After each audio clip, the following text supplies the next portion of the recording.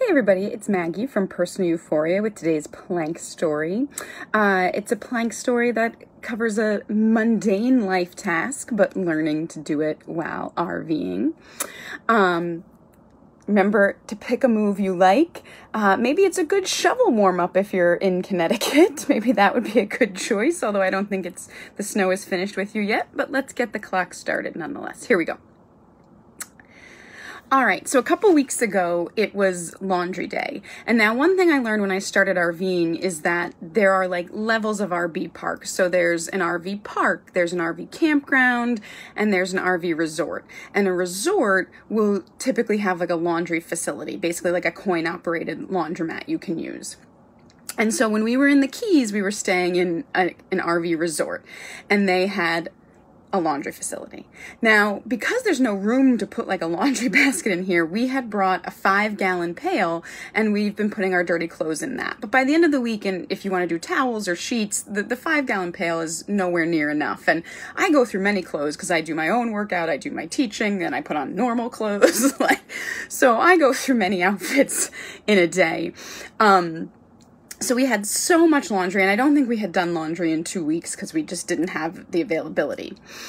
And so we fill up this gallon pail and stuff it down, then we fill up 3 garbage bags, and we're going to walk to the laundry facility. Now, we could disconnect all the pipes and tubes of our RV and drive it over there, do the laundry, and then drive it back. But at the time, I didn't realize where the laundry facility was, and I thought this would be easier, and I like walking. So Matt and I go over to bring the first load of stuff over, and it's 3/4 of a mile away from our RV, which again, I like walking, but laundry gets heavy in 3/4 of a mile, and we're gonna have to make multiple trips. So I get those 2 things of laundry started, and I come back and I make 2 more trips. So I've gotten 4 things of laundry. I've gone back and forth 3/4 of a mile each way, and like all the laundry is going. I take my stuff out that I'm not going to dry. I like hang that all around the basket, bring it back, hang it up inside the RV, because it turns out most RV places won't let you hang laundry outside either. So, we've got it hanging everywhere.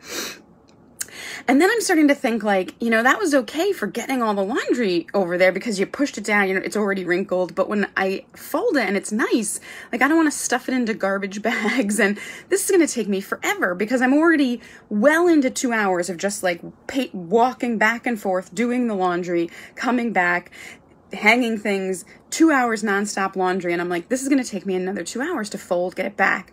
And I'm like, I don't want to do this.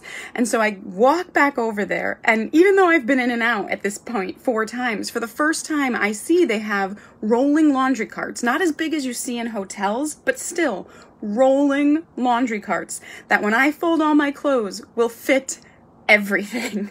So I don't think they were intended. They were kind of intended to move from the washer to the dryer, not to take their 3/4 of a mile walk down their street, right? But I fold all my laundry, put it in, go down. I got to get it over speed bumps, which it turns out the wheels are not well in, so they can fall out. Luckily, they fell out on my way returning it with them when it was empty, not with all my clothes in it, but I was able to get the wheels back in. But one of the staff members from this RV park sees me and he goes, "Oh, you decided to give up on the pail finally, didn't you?" As if I wanted to be using a pail, as if that was my choice. And I just said to him, when I saw this laundry basket, I thought I'd won the golden ticket. And in one trip, I got all my clothes back. So I think the truth is, going forward, it's probably best if we actually find a laundromat, because in a normal laundromat, they will do your clothes for you and you can pick it up later. And it doesn't cost that much more, actually, for that service. All right, that's 3 minutes and 45 seconds. I hope you haven't been stuck in plank that whole time, but have been doing some other movement. And either way, I hope you have a wonderful day. I hope you keep warm. I hope you enjoy shoveling. I hope you don't lose power. And I hope when you do laundry next, you go, God, this is nice and easy. Have a great day. Bye. Keep moving.